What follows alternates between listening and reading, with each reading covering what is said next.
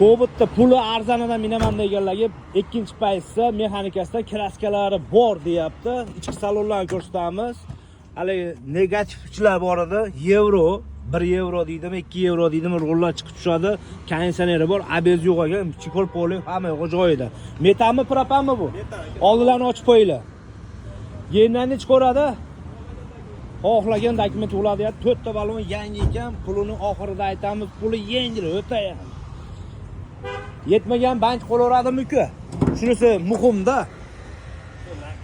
Motorlarda rasvot yo'qmi? Yo'q, motorlari yo'q. Balonlarni aytdim aka. Ijaloto'mi. Puli nech pul bo'ladigan qilib ayting-ku.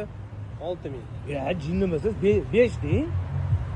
5,5 mingga beradi. Bo'ladigani 5,5. Undan bundan tushmaysizmi? Yo'q, 5,5. Pasta nomerlarni qoldiramiz, aloqa chiqinglar, uyga qolinglar.